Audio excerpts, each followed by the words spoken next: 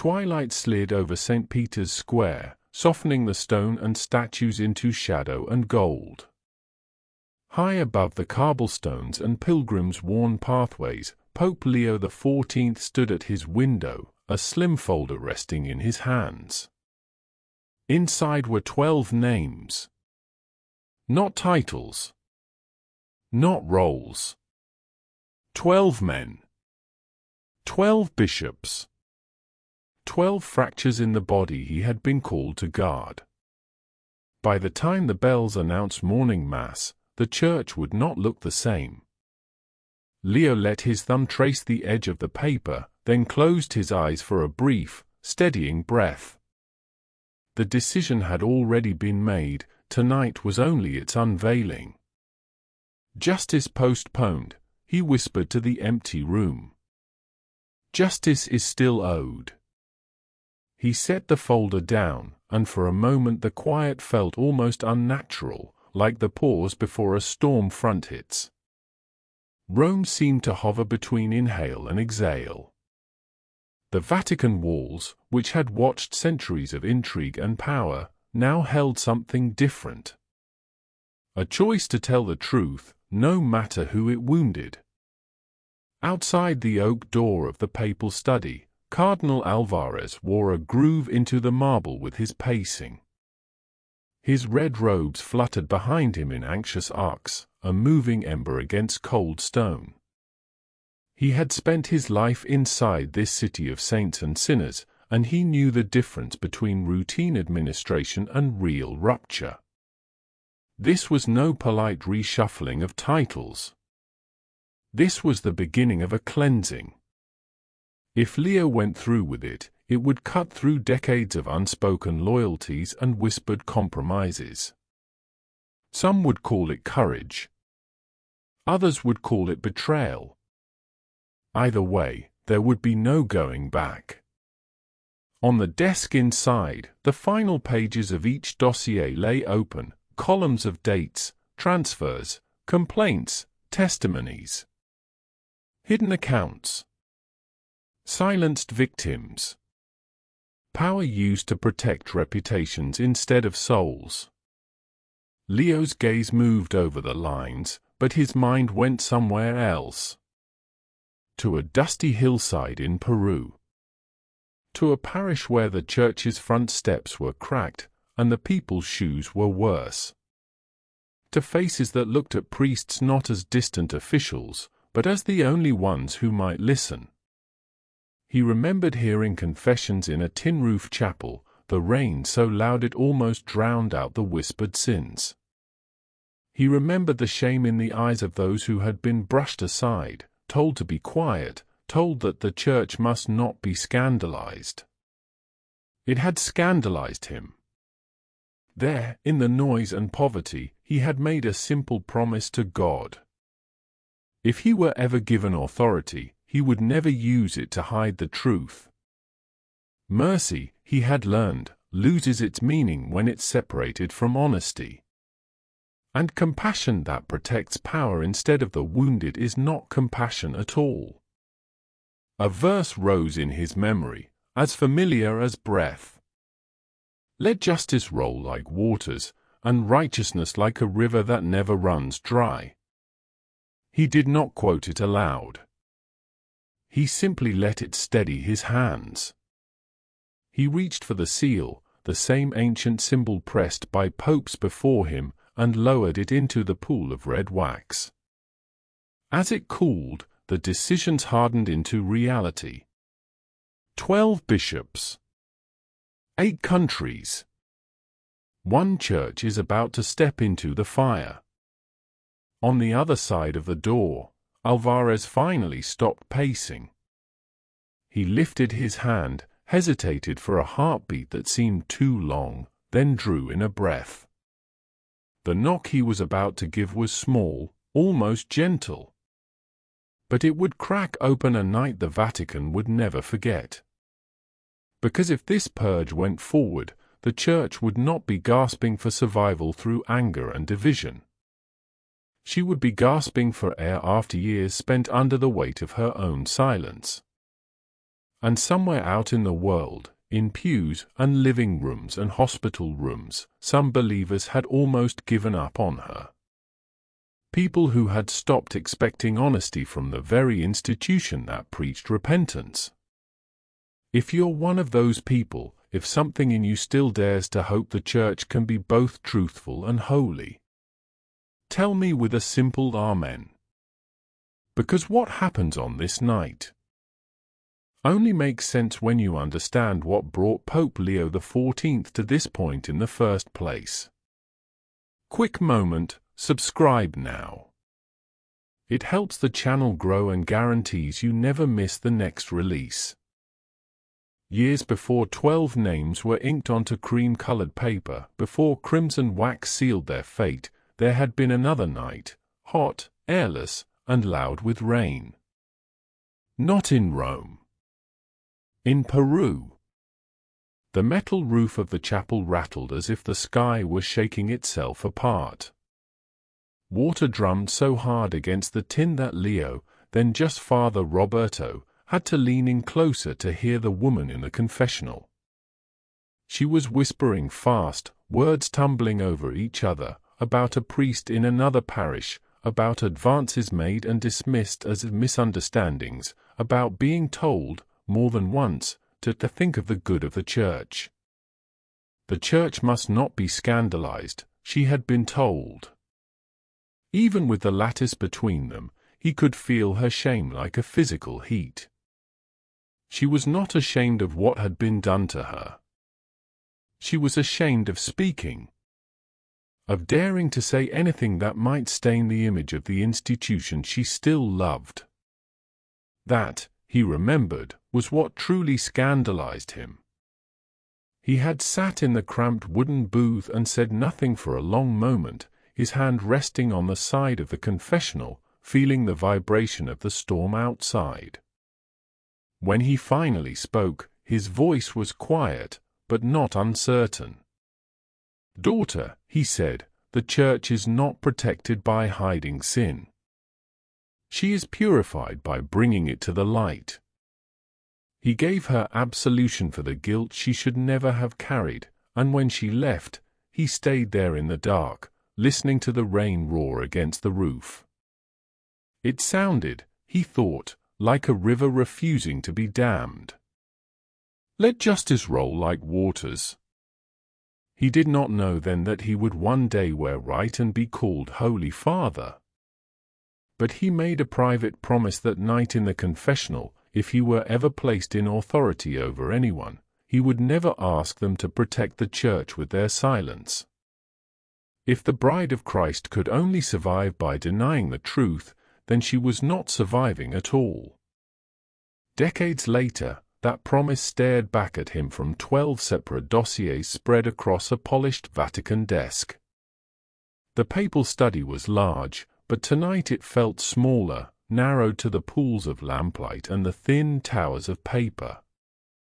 Each folder bore a name, a bishop he had shaken hands with, dined with, smiled at across conference tables and synods. The margins held handwritten notes made by investigators. Red tabs marked key testimonies. Yellow tags flagged financial transfers that even the Vatican's seasoned accountants had taken a moment to believe. Leo drew one dossier closer and opened it again, though he knew every page by now. Dates. Wire transfers between diocesan accounts and shell corporations. Charities that existed only on paper. Reports filed by parish staff, then quietly buried.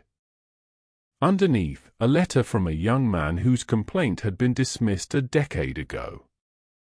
He had begged to be heard. The response he'd received was polite, measured, and entirely empty. For the good of the church, let us handle this discreetly. Leo's jaw tightened.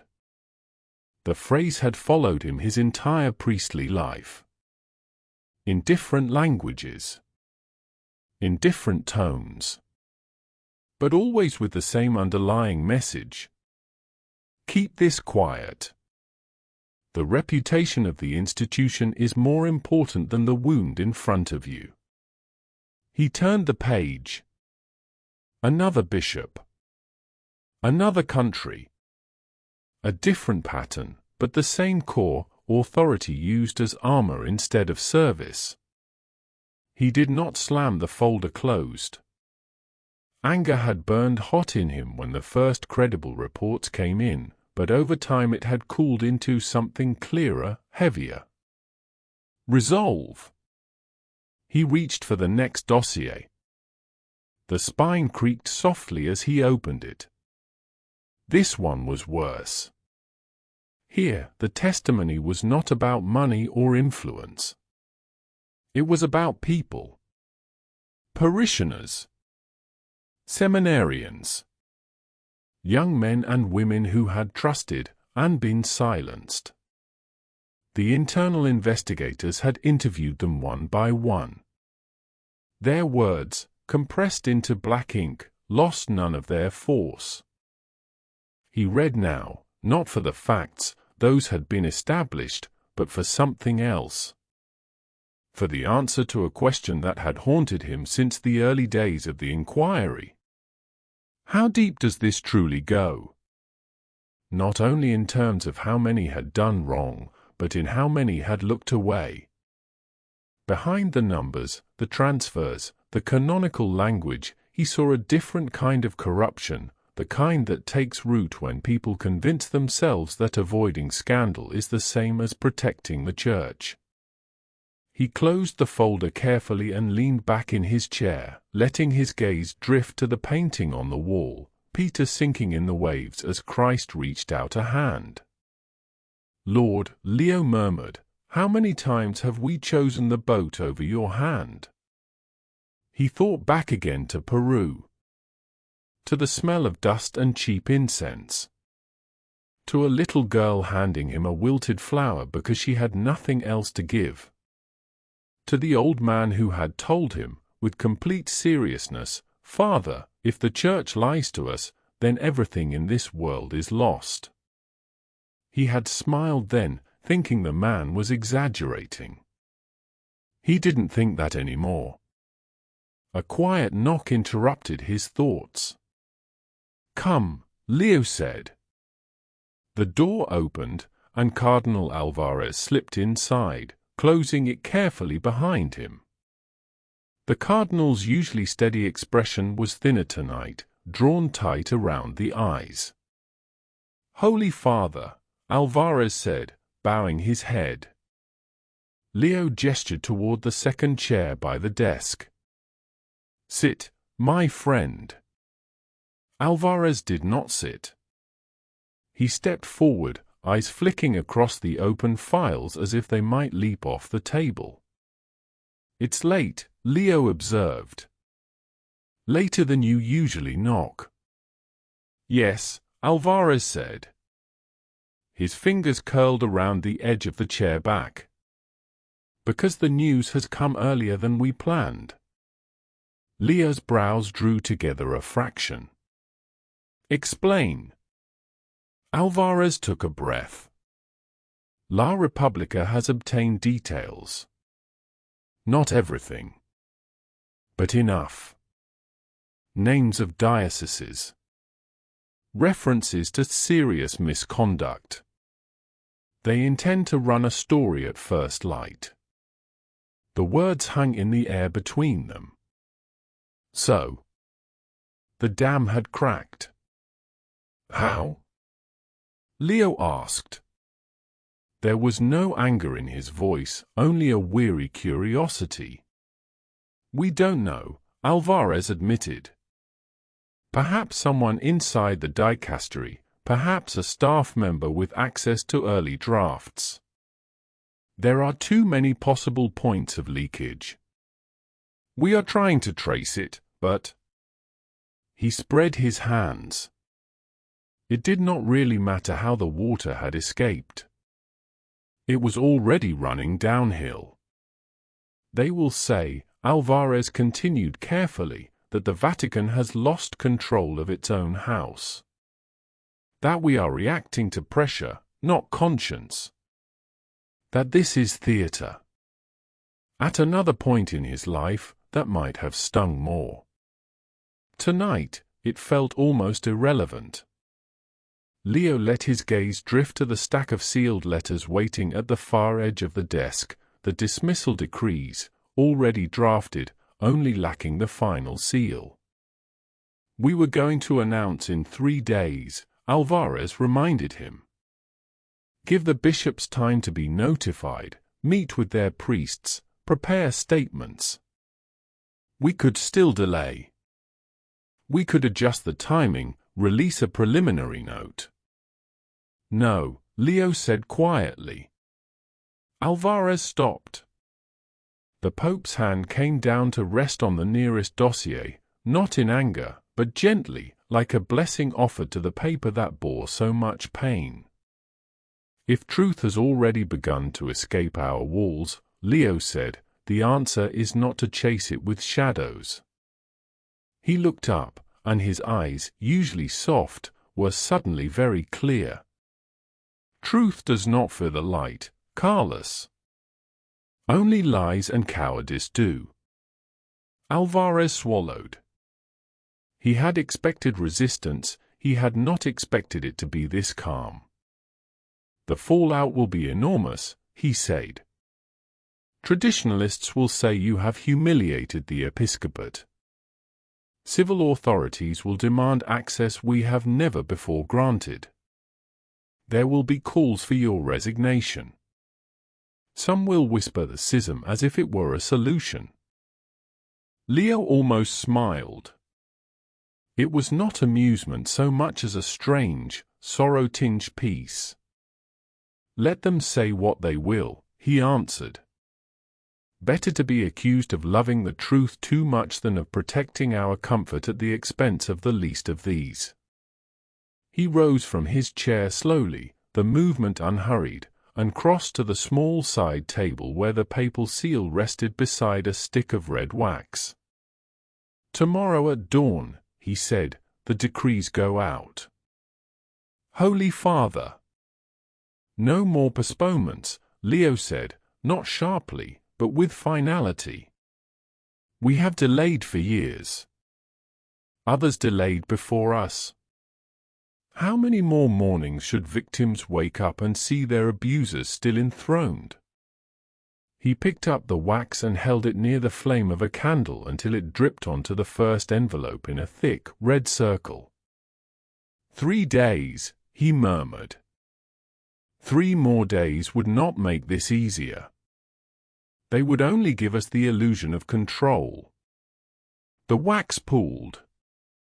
He pressed the seal into it, feeling the soft resistance as it took the impression.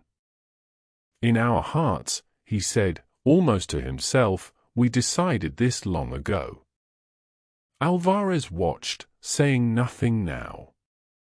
He had been at Leo's side through conclaves, synods, and crises.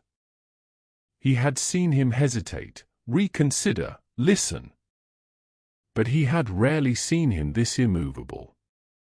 One by one, the envelopes were sealed.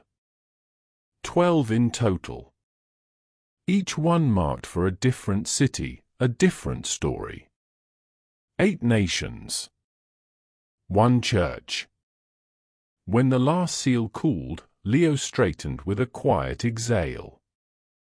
"Have the couriers ready before sunrise," he said. "And inform the Secretariat of State, we will not wait for La Repubblica to instruct the world on what is happening in Peter's house. We will tell them ourselves." Alvarez nodded slowly. "Yes, Holy Father."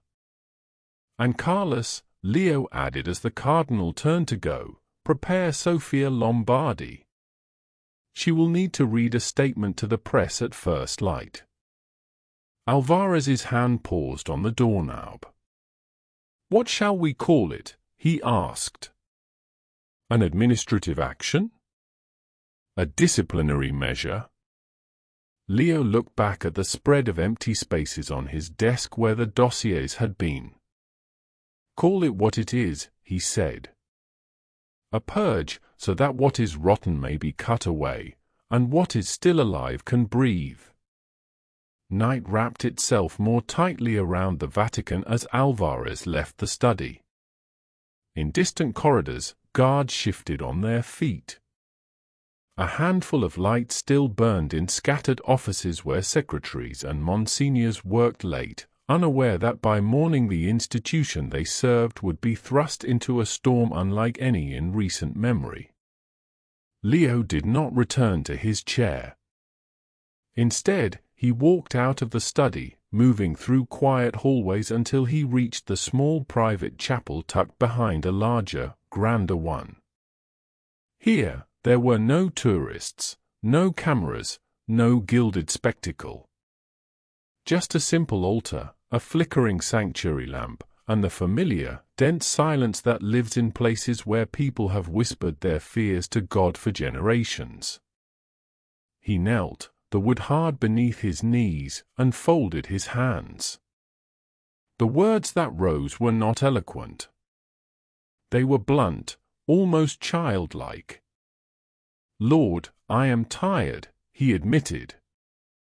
"But I am more tired of watching your little ones be crushed." He thought again of the woman in the Peruvian confessional, of the young man whose letter had been ignored for 10 years, of the victims whose names would never appear in headlines. "Let justice roll like waters," he whispered, "and righteousness like a river that never runs dry." The verse did not feel like a threat tonight. It felt like a promise. He stayed there for a long time, saying nothing else. Outside the chapel walls, the Vatican's restless energy heightened. Messages were sent. Phones rang in other time zones. Somewhere, a journalist drafted a headline that would carry a word like unprecedented. When Leo finally rose, the night was deep.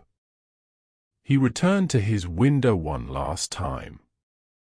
St. Peter's Square lay quiet below, lit by lamps that cast long shadows between the colonnades. He thought of the pilgrims who would walk across those stones tomorrow morning, unaware that the church they were about to step into had already begun to shed a skin she had worn for too long. He did not feel triumphant. He felt aligned. As if a line that had been bent was slowly being straightened, no matter how much it hurt. "Justice delayed," he said softly, finishing the sentence he had spoken earlier, "is still justice." Dawn did not so much break over Rome as seep into it.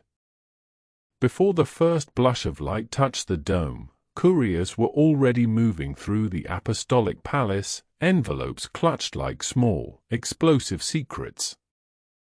They left through side entrances and service doors, each heading toward a different destination, airport, embassy, nunciature, carrying the decisions that would alter the lives of millions of Catholics who had never heard their names. In diocesan residences across 8 nations, phones began to buzz earlier than usual. Some bishops were woken by the shrill ring. Others were already awake, sensing without knowing why that this would not be an ordinary day. By the time the sun crested fully over Rome, cameras had gathered in the press hall. Microphones bristled like a field of metallic flowers. Journalists shifted in their seats, thumbs hovering over screens, ready to send words rippling across the globe. Sophia Lombardi stepped up to the podium, papers in hand. She looked out at the sea of expectant faces, then down at the statement she had been handed before sunrise, the one Leo had insisted must be read without euphemism or spin. She took a breath. "On the authority of the Holy Father, Pope Leo XIV, she began, her voice steady, "the Holy See announces the removal of 12 bishops from their offices, following grave findings of misconduct, abuse of authority, and the concealment of serious crimes." The room erupted in noise, shouts, questions, camera shutters firing like small explosions. But in that first second, before the chaos, there was a sliver of pure, stunned silence. A moment in which the Church, and the world watching her, realized 12 bishops had been removed. And the Vatican had never seen anything like this before. For a heartbeat after Sophia Lombardi spoke the words, the press hall was utterly still. Then the explosion came. Which dioceses? On what grounds? Were civil authorities informed? Is this connected to the leaked investigation? Madonna MIA, 12, did you say 12? Questions crashed over the podium in Italian, English, Spanish, French, German, Portuguese, so many tongues it became almost a single roar. Camera shutters stuttered like hail on a roof. Phones lit up in journalists' hands as they pushed headlines out into the waking world. Sophia held her position. She had rehearsed this statement 3 times in the mirror, once before the Blessed Sacrament, and once more with her hands shaking so badly she'd had to lay the paper flat on a table just to read it. Now, under the hard lights and the weight of 1,000 eyes, her voice stayed steady. These decisions, she continued, are the result of extensive canonical investigations into grave misconduct, including the concealment of serious offenses. The Holy Father has ordered full cooperation with competent civil authorities where applicable. Names, a reporter from Madrid shouted. Will you release the names? Sophia glanced down at the sheet. Leo had insisted, no hiding behind generalities. No half-truths. Yes, she said. The following prelates have been removed from office. As she read the list, you could almost feel the impact landing across continents. Each name was a stone dropped into a different nation's pond, sending ripples through parishes, chancelleries, and homes. On screens in newsrooms around the world, banners flashed in real time. Vatican announces unprecedented purge. 12 bishops removed in one decision. A day of reckoning, says Pope's spokesperson. In one conservative outlet, the headline was sharper. Pope Leo XIV humiliates bishops in global spectacle. Another, more progressive, ran with, at last, Vatican acts on abuses long ignored. In group chats and social feeds, emojis flared, prayer hands, broken hearts, flames.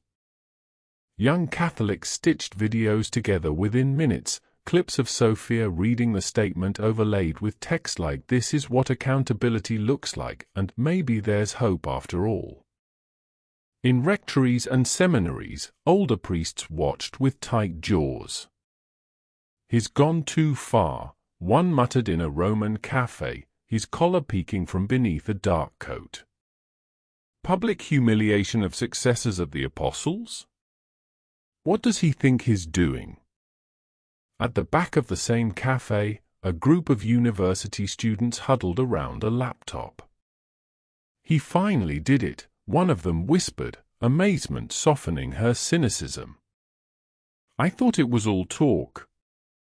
But this is real."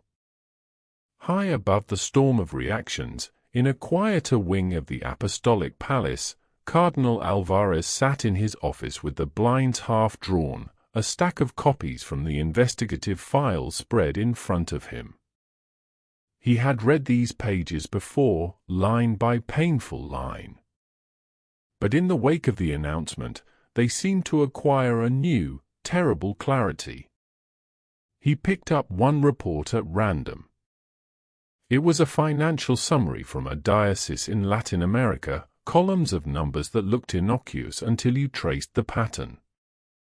Year after year, a portion of diocesan funds had been siphoned off into charitable initiatives that led to hollow shell organizations, and from there into personal accounts, luxury properties, and political donations. The auditor's handwritten note in the margin was simple, no plausible pastoral justification. Alvarez closed his eyes briefly.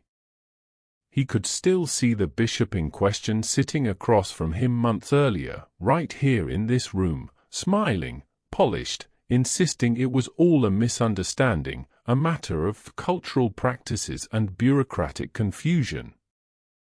He flipped to another section. This one was worse. Interviews with former seminarians. Incident reports from parish staff. A pattern of predatory behavior that had been nudged, minimized, or reassigned away again and again. Tucked in the middle of the file was a letter from a vicar general who had tried to raise the alarm 5 years before. His plea had been met with a transfer to a remote parish and a polite thank you for his zeal. Alvarez's hand tightened around the page. He remembered the first time Leo had really spoken to him about these cases. It had been late, both of them standing by the same window where the Pope had watched dawn break that morning. "We are not just dealing with individual sins," Leo had said then, his voice low. "We are dealing with a system that chose reputation over repentance, again and again." Now, as Alvarez skimmed yet another file describing a bishop's cozy entanglement with local power brokers, leveraging church influence to secure contracts, silence critics, and trade favors, he felt that assessment sink deeper. This was not scattered rot. It was a network of learned evasions and practiced denials. He thought of all the times he had reassured victims, told whistleblowers to trust the process, assured himself that Rome is taking this seriously. Had he taken it seriously enough? A memory surfaced unbidden, his own early days as a priest, when an older Monsignor had rested a paternal hand on his shoulder and said, "In this city, Carlos, we must think of the universal church. Sometimes that means accepting small injustices to prevent a larger crisis." Small injustices. As if such a thing existed. He set the file down and pressed his fingers against his eyes until phosphon sparked in the darkness. The crisis they had tried to prevent had arrived anyway. Only now it came like an earthquake, not a tremor. On the other side of the city, behind the thick walls of a quiet palazzo, 7 men gathered around a polished table. Heavy curtains were drawn. No cameras. No microphones. Just the muted tick of an antique clock and the soft rustle of silk as cardinals shifted in their seats. Cardinal Lorenzo Rossi sat at the head. His hair had gone completely white, but his posture was still straight as a sword. He had served under 3 popes, outlasted half a dozen curial restructurings, and was known in some circles as the iron spine of the old guard. He looked anything but fragile now. "So," he said, folding his hands, "it has begun." Cardinal Fuentes, from Chile, shook his head in disbelief. 12 bishops, Lorenzo. Publicly. With the world watching. Has there ever been such a thing? Ross's mouth tightened. "Not in any healthy church," he replied. "A father does not drag his sons into the street to beat them, even when they deserve correction." A murmur of agreement circled the table. But the crimes, started another cardinal, a tall Nigerian with kind eyes. Rossi cut him off with a raised hand. "No one denies that crimes must be addressed," he said. "What we question is the method. This spectacle. This purge. He spoke the last word with distaste. Do you not see what he has done? He has invited the world to sit in judgment over the shepherds of the church. He claims transparency, Fuentes said. He says it is the only way forward now. Ross's gaze hardened. He has forgotten that we are not a democracy. We are not a corporation seeking public approval. We are the church. Unity and continuity matter. Tradition matters. He tapped the table with one finger. If he can do this to them, he added quietly, he can do it to any of us. The implication hung in the air. A younger cardinal cleared his throat. There are already whispers, he said. Some speak of appealing to a council. Others use the word schism. No one looked surprised. No one looked pleased, either. Schism is a wound, Rossi said. A last resort. But tell me honestly, how far are we willing to let this pontificate go before we say, enough? No one had an easy answer. Fear and pride moved through the room like invisible currents. Fear of scandal. Fear of losing control. Fear, though few would name it, of being exposed for compromises they themselves had made along the way. Finally, Rossi spoke again. We will not speak of division, he said. Not yet. But we will speak with him. All of us. Directly. He must understand the gravity of what he has unleashed. He looked around the table, measuring each man. We will request an audience, he said.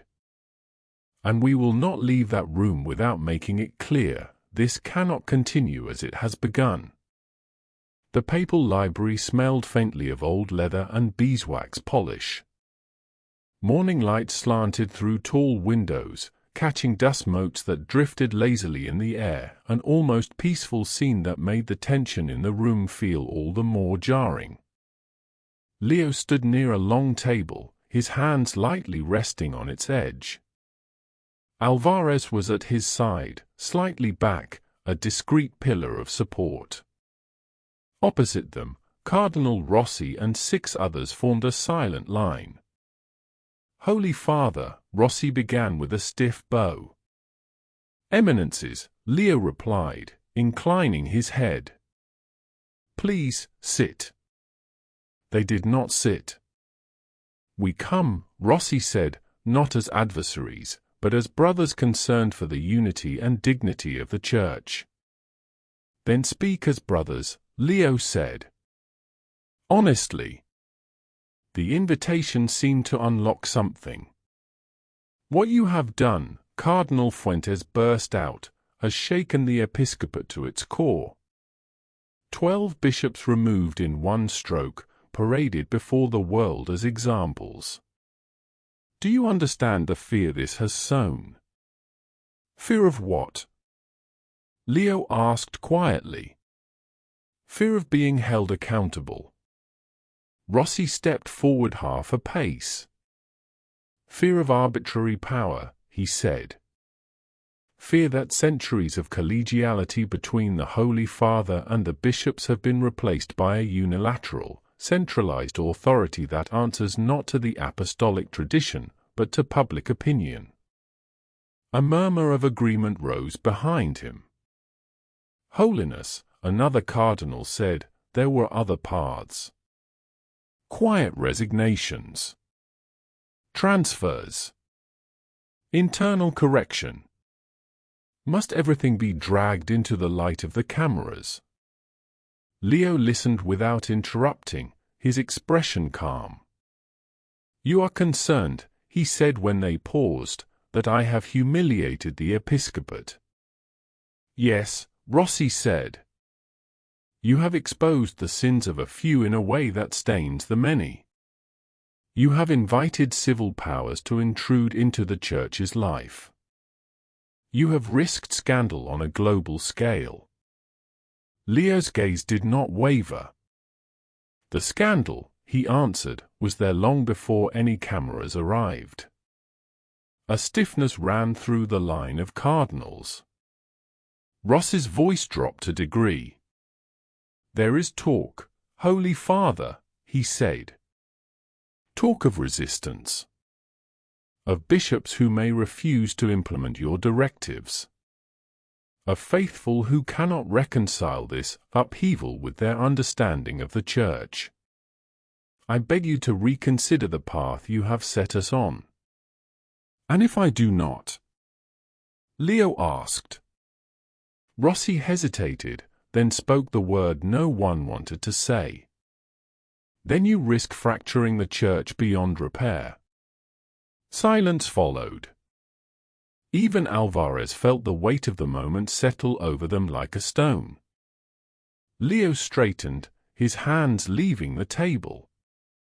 For the first time, there was a faint edge in his voice, not anger, but something like sorrow wrapped around steel. You speak of unity, he said. You speak of dignity. These are good things. Sacred things. But tell me, what kind of unity is it that depends on ignoring the cries of the abused? What kind of dignity covers its face while the weak are trampled in our name? No one replied. You fear that I have centralized power, Leo continued. Perhaps I have. Perhaps I have taken back into this office what my predecessors entrusted too readily to certain dicasteries and conferences that failed to act. If that is a sin, I will answer for it before God. He took a step closer, his eyes moving slowly along the line of faces. But understand this, he said, voice low and carrying. Reputation is what men see. Integrity is what God beholds. The words landed in the room like a bell's toll, clear, resonant, undeniable. Several of the cardinals shifted, as if struck by a sudden cold. I will not, Leo went on, protect our reputation at the cost of our integrity. Not anymore. If that means bearing the anger of the world, so be it. If it means bearing your anger, so be it. But I will not present a spotless facade to the faithful while we hide rot behind the walls. Ross's jaw worked, but no words came. For too long, Leo said softly, we have asked victims to carry our shame in secret so that we might walk in public without stain. That era ends now. Whether you stand with me or not. A long, heavy quiet followed. When Rossi finally spoke, his tone had lost some of its iron. You leave us with little choice, Holy Father, he said. Leo's answer was gentle, but not yielding. No, he replied. I leave you with the same choice I give myself, to stand before God with clean hands, or with excuses. The consequences did not wait. Within days, prosecutors in Rome requested formal cooperation from the Vatican's judicial offices. In Germany, an independent commission announced it would reopen cases that had once been deemed closed. In Brazil and the Philippines, civil authorities signaled that they, too, were studying the Vatican's statement closely. Wire services carried a new round of headlines. Italian prosecutors seek access to Vatican files. Purge bishops face possible civil charges. Governments demand full transparency from Holy See. Inside the Institute for Works of Religion, the Vatican Bank, compliance officers pored over transaction histories, following trails that had once seemed routine. Now, in light of the purge, those same patterns looked suspicious. Within 48 hours, they flagged several diocesan accounts for irregular activity in the days leading up to the announcement, large transfers to obscure entities, rapid movements of funds with vague notes like urgent pastoral need. The report that landed on Alvarez's desk was concise. Potential asset relocation in anticipation of investigation. Recommend freezing of specific accounts and immediate notification of relevant authorities. He let out a slow breath. Even now, with the truth breaking over the church like a tidal wave, there were those trying to outrun it. Government sent formal communiques through diplomatic channels, politely worded but firm. They wanted access. They wanted documents. They wanted to know whether the Vatican would assist or obstruct. The Holy See, long accustomed to managing its scandals internally, found itself under a spotlight that burned hotter than any before. In the Secretariat of State, one veteran diplomat muttered, "This is unprecedented," so many times it became almost a refrain. Out in the pews, however, the story looked different. In a small parish in Ireland, a group of survivors gathered in the back of a darkened church. They lit candles before a simple wooden cross and sat in silence for a long time. Finally, one of them, a man in his 40s with tired eyes, whispered, "I never thought I'd live to see the day a pope did this." "Is it enough?" someone asked. "No," he said. "But it's more than they've ever done for us." In Manila, youth groups organized a spontaneous prayer vigil outside their cathedral. They held handmade signs, "Truth heals and we stay, but we won't stay silent." Some knelt. Some sang. Some simply stood with their arms crossed, watching the doors of the church with a mixture of suspicion and hope. On the other side of the spectrum, in a suburban parish in the United States, a longtime parishioner slammed the newspaper down on his kitchen table. "This pope is destroying the church," he declared. "He's giving our enemies all the ammunition they could ever want." His teenage granddaughter looked up from her phone. "Or he's finally admitting what they've been saying for years," she replied quietly. On social media, the divide was stark. #Vatican Purge trended alongside #Pray for the Church and #Not My Pope. Threads filled with arguments, long, thoughtful reflections from theologians and canon lawyers mixed with raw, emotional posts from ordinary believers who had been waiting for something, anything, that looked like real repentance. Some declared they were leaving the church for good. Others announced, with fragile joy, that they might come back. In the midst of the noise, a simple message began to circulate, shared and reshared until it appeared in languages Leo did not even read. The Church is finally doing publicly what she asks us to do privately: confess, repent, and begin again. Back in Rome, the pressure inside the Vatican rose with each passing hour. Cardinals called cardinals. Bishops flooded nunciatures with frantic emails. Some wanted reassurance. Some wanted explanations. Some wanted, quite plainly, for this all to stop. Late one evening, as the city glowed under a wash of yellow streetlights, Cardinal Alvarez walked the familiar corridor toward Leo's study, a sealed folder in his hand. His steps sounded loud in the hush. When he entered, the Pope was at his desk, a single lamp casting a circle of warm light over yet another stack of correspondence. "Carlos," Leo said, looking up with a faint smile. "You look as if you are carrying the weight of the world again." "Not the world," Alvarez said, closing the door gently behind him. "Just part of the College of Cardinals." He placed the folder on the desk. Leo opened it. Inside was a formal letter, signed by Cardinal Rossi and several others. The language was ecclesial, careful, respectful. But the message was clear. A delegation of senior cardinals was demanding an emergency audience with the Holy Father to address the grave concerns arising from recent actions that have shaken the unity and stability of Holy Mother Church. Leo read it through once, then twice. When he finally looked up, his eyes were calm, but the lines of strain around them were deeper. So, he said softly, almost to himself, the storm moves closer to the house. He closed the folder with a quiet snap.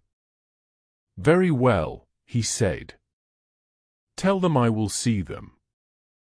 And as the bells of St. Peter's tolled the hour, the Vatican braced itself for a confrontation that would test not just policies and procedures, but the very soul of its leaders. It was not hesitant. Enter, Leo said. Cardinal Alvarez opened the door and stepped aside. Cardinals Rossi, Fuentes, and 4 others filed in, their crimson robes a river of troubled authority.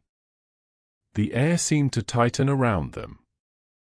Holy Father, Rossi said with a short bow, thank you for seeing us. Leo nodded. You asked for an urgent audience. You have it. They did not sit. We come, Rossi began, because the situation you have created is spiraling beyond anyone's control. Fuentes picked up the thread, his accent sharpening the words. The purge has shaken the church to her foundations. Bishops are fearful. The faithful are confused. There is talk, serious talk, of fracture. You risk breaking the church apart. Fracture, another added quietly, beyond repair. Leo listened, hands loosely folded in front of him. You believe the cleansing will destroy her, he said. We believe, Rossi answered, that the way it has been carried out is endangering the very unity we are bound to protect. Public accusations, partnership with civil authorities, language like purge, this is not how the bride of Christ is treated. You have embarrassed the episcopate before the nations. And opened the door, Fuentes said, to governments who will not stop at corrupt bishops. Once they taste blood, they will come for doctrine, for discipline, for anything that offends them. This is naive at best, reckless at worst. For a moment Leo said nothing. Then he turned to the side table and picked up a neat stack of folders. He walked to each cardinal in turn and placed one in his hands. Before you decide what I have done, he said, read what they have done. Ross's fingers tightened on the folder. What is this? Detailed canonical procedures, Leo replied. Every step followed according to law. Testimonies. Evidence. Financial records. Years of complaints ignored or suppressed. I will not argue with you about abstractions of unity while we refuse to look at the wounds themselves. One by one, they opened the folders. Silence settled over the room, broken only by the faint rustle of paper. Eyes moved quickly at first, then slowed. Certain lines made foreheads crease. A few pages turned back, as if the reader hoped to discover they had misread. Fuentes' lips pressed into a thin line as he scanned a victim's testimony. Another cardinal's face drained of color at a list of bank transfers and shell companies. Ross's jaw clenched as he reached a section detailing correspondence, requests for help that had never been answered.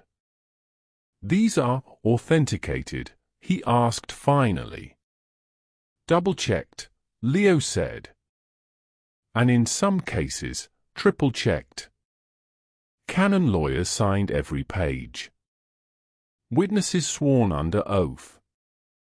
If you wish, I can send you the audio recordings as well. Rossi closed the folder slowly, his thumb resting on its edge as if it were unusually heavy. This is grave, he admitted. But it does not change the fact that you have laid our shame bare before the world. Leo's answer came without heat, but with unmistakable force.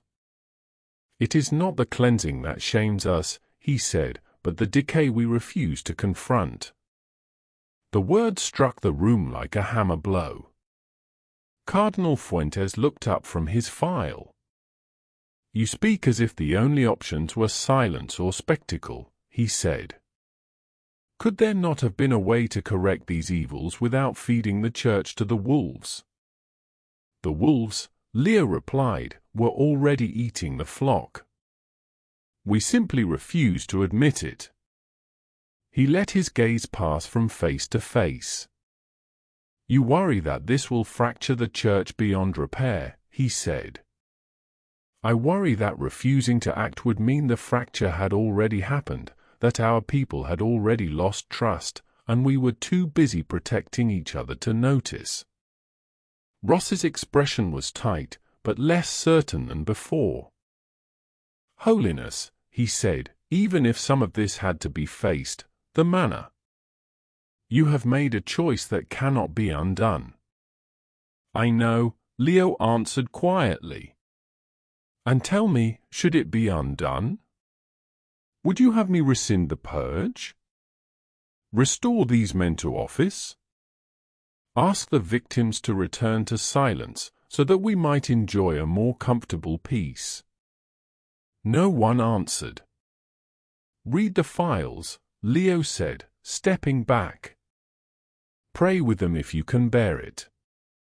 Then come and speak to me again about what truly threatens the church. He did not dismiss them. He simply returned to his chair and sat, a clear sign that the meeting was over unless they wished to stay and argue on different terms. One by one, the cardinals bowed stiffly and withdrew, folders clutched in their hands like unwelcome mirrors. When the door closed, Alvarez let out a breath he hadn't realized he'd been holding. Do you think they will read them, Holiness? He asked. Yes, Leo said. Whether they want to or not, they will. He looked out the window toward the dome of St. Peter's, rising against a bruised sky. And once you truly see rot, he added softly, you cannot pretend the walls are sound. The change came quietly at first. A week after the purge, Alvarez entered the study with a different kind of folder, thin, pale blue, marked not with accusations but with a single word on the front, responses. What is this? Leo asked. Reactions from the bishops' conferences, Alvarez replied. I thought you would want to see these in person. Leo opened the first. It was a statement from a group of bishops in Eastern Europe, declaring their full support for the Holy Father's courageous and necessary actions, acknowledging past failures, and pledging transparency in their own dioceses. The next was from Africa, bishops promising independent financial audits, public reporting, and open-door policies for survivors of abuse. Another, from Latin America, stunned him most. In it, an archbishop admitted that he had minimized earlier reports in his province and announced his temporary withdrawal from public ministry to allow an impartial investigation of his own leadership. He wrote this himself. Leo asked, looking up. Yes, Alvarez said. We confirmed it. No pressure from Rome. He sent it before we even decided how to respond to his diocese. Leo turned back to the letters, reading slowly now. Dozens of bishops, across continents, were issuing statements that would have been unthinkable a decade before: apologies, self-examination, concrete steps for reform. Some of them were clearly afraid. Some clearly resented the position they had been pushed into. But woven through the fear and resentment was something else. Honesty. Raw, reluctant, but unmistakable. Not all are supportive, Alvarez added. Some letters are harsh. Accusations of a heresy, of transparency, of surrendering to secular pressure, of undermining the supernatural nature of the Church. But even they are now speaking about accountability. The word itself is on their tongues. He placed another document on the desk. This came from the Bishops' Conference in Canada, he said. They voted unanimously to commission independent audits of every diocese in the country. No exceptions. Leo's finger rested on the page, tracing the line of text as if to confirm it was truly there. Sometimes, he murmured, almost to himself, the strongest walls fall from a single crack of light. Alvarez smiled faintly. If that is so, he said, you have just opened the shutters.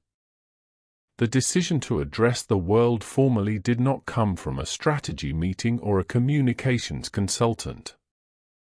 It came in the quiet half-hour before dawn, when Leo sat in the chapel again and realized that he had asked everyone else to tell the truth while he himself had not yet spoken fully. When he told Alvarez he wanted to make a global address, the cardinal assumed he meant from the balcony of St. Peter's or the Basilica's high altar. No, Leo said. From my study. The small one. With the plain wooden desk. But Holiness, Alvarez protested gently, the symbolism of the Basilica is part of the problem, Leo replied. We have hidden behind grandeur long enough. If I am going to confess the sins of this house, I will do it from the room where I read those files, not from under Michelangelo's dome. So they prepared the modest study 2 floors below, a simple chair, a crucifix on the wall, a small lamp. Cameras were set up, checked, adjusted. Technicians whispered into headsets. Sophia stood by with a prepared text that Leo had heavily edited, cutting anything that sounded like spin. When the red light on the main camera blinked on, a live signal reached satellite trucks and streaming platforms in dozens of countries. In living rooms, parishes, hospital chapels, phones, and laptops, people paused whatever they were doing and looked up. The Pope sat alone in a plain room, white cassock almost blending into the walls. Brothers and sisters, he began, today I speak to you not from the heights of our glory, but from the place where I have read your pain.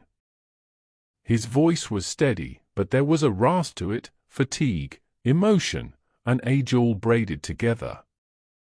The Church has failed you, he said simply. I have failed you. Not only by what some of our shepherds have done, but by what many of us have not done, by our slowness to listen, our eagerness to protect our own, our reluctance to believe the wounded who came to us for justice and found only delay. In a kitchen in Mexico City, a woman stopped washing dishes and leaned on the counter, water still running. In a cramped apartment in Warsaw, a former seminarian who had long since stopped going to Mass put down his coffee and stared at the screen. In a parish hall in Nigeria, dozens of people watching on a projected sheet sat with their arms crossed, then slowly uncrossed them. I ask your forgiveness, Leo continued, for every time we spoke about sin but looked away from it in our own house. For every child, every woman, every man who cried out and was told to be quiet for the good of the Church. That phrase has been a lie. The Church is never served by falsehood. He did not name specific crimes, the files had done that. Instead, he named the pattern. We created systems that protected power over people, he said. We valued the appearance of holiness more than the hard work of repentance. This cannot continue.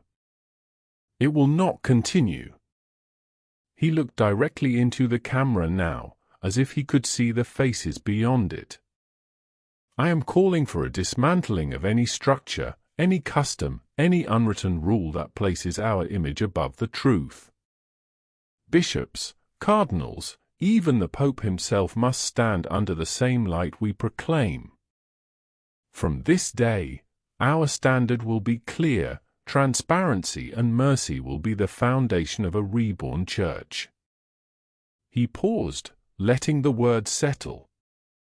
Transparency, he said, because love never hides rot and calls it prudence. Mercy, because the goal of justice is not public destruction, but healing of victims, of communities, of even those who must now face the consequences of their sins. He did not promise perfection. He did not promise that no more scandals would ever surface. What he promised was something else. To every survivor who watches this, he said, voice thickening, I cannot take away the harm that was done to you. I cannot erase the years of being ignored. But I can say, with all the authority I have and all the weakness I carry, this church is yours, too. We will no longer ask you to protect us with your silence. Help us rebuild with your truth. In one small chapel, a survivor who had sworn never to listen to a pope again found tears on his face and did not wipe them away. I ask you all, Leo concluded, to walk this path with us, not because we deserve your trust, but because God can bring resurrection even from a tomb we have built with our own hands. He made the sign of the cross. And may he purify us, he said, not to destroy us, but to make us once again worthy of the gospel we preach. When the feed cut, silence lingered in homes and halls around the world. Some hearts hardened in anger. Some stayed skeptical, determined to wait for proof. But others, unexpectedly, almost unwillingly, began to soften. The note from the archives arrived that afternoon, slipped under Leo's door by a nervous assistant who had been told it was of possible personal interest to the Holy Father. Leo opened it between meetings, expecting another report, another request. Instead, he found a single envelope, yellowed with age, sealed with a familiar coat of arms. Franciscus. His breath caught. The letter had been written years earlier by Pope Francis, apparently intended for his successor if certain long-discussed reforms ever came to fruition. It had been tucked into a file, forgotten, then rediscovered by an archivist searching old correspondence in light of recent events. Leo unfolded the page. The handwriting was uneven, bearing the marks of age and illness. The words, though, were crystal clear. If you are reading this, it means you have chosen a difficult road. You will face resistance, from within the church and from outside. You will be called a traitor by some, a hero by others. Believe neither. You are a servant. The hardest path is often the right one. Courage, dear brother. Do not be afraid to lose what should never have been ours to cling to. The church belongs to Christ. He is not nervous. Trust him. Leo read it twice. Then he folded the letter carefully and pressed it to his chest for a moment, eyes closed. He had not realized how much he needed someone, anyone, to tell him he was not insane. Grazie, Santo Padre, he whispered to the absent man. "Pray for us." The next day, the Vatican gardens were bright with late morning sun. Birds chattered in the hedges, seemingly oblivious to the upheaval inside the walls. Leo walked slowly along a gravel path, hands tucked behind his back.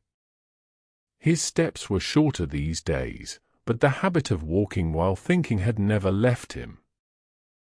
"Holy Father!" He turned.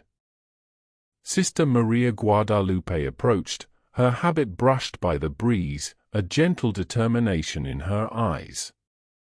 She was part of a small community that worked with migrants on the outskirts of Rome and had been invited to consult on social outreach. "I hope I'm not disturbing you," she said. "You are," Leo replied, smiling, but in a welcome way. She laughed, then sobered. "I wanted to tell you something," she said, falling into step beside him. "Not as a theologian or a diplomat. Just as someone who spends a lot of time with people who stopped trusting us a long time ago." "I'm listening," he said. "In our mission," she began, "many of the people we serve still identify as Catholic. But they haven't set foot in a church for years. Some left because of injustice they experienced directly. Others left because of what they saw in the news. When the Purge was announced, do you know what I expected?" He shook his head. "Anger," she said. "Sarcasm. Too little, too late." And there was some of that. But there was something else, too. They walked in silence for a few steps. They said things like, "Maybe they're finally telling the truth." One man, he was abused as a boy, told me, "I never thought I'd hear a pope say he was sorry without an excuse attached." He didn't run back to Mass. But he lit a candle for the first time in 20 years. Leo's throat tightened. "Another woman," Sister Maria continued, "has always told me, I love Christ, but I can't stand his church. After your address," she said, "maybe I don't have to choose between them forever." She still doesn't trust us. But she said she was willing to watch. That's new. Leo stopped at the edge of a small fountain, watching the water spill over stone. "What you have done," Sister Maria said gently, "has hurt, Holy Father. It has opened wounds, not only in Rome, but everywhere. But for some people, it has also awakened something they had buried." "What is that?" Leo asked. "Trust," she said simply. "Not full, not blind, not naive. But the kind of fragile trust that says, if you keep doing this, telling the truth, choosing the wounded over your own comfort, I might believe you again." He looked at her, eyes glistening. "And if we fail?" he asked quietly. "If we falter? If we grow tired and start to protect ourselves again?" "Then they will leave," she answered, just as quietly. "And they should. The difference now is that you know this. We all do." He nodded slowly. "Thank you, sister," he said, "for bringing me the voices I do not get to hear from this window." She smiled. "They are praying for you," she added. "Even the angry ones. They don't all admit it, but they are." The reports that reached his desk in the weeks that followed were not all good. There were still cover-ups being uncovered, still resistance in certain corners, still attempts to frame the purge as a temporary spasm that would pass once the old ways reasserted themselves. But alongside the stubbornness came something else.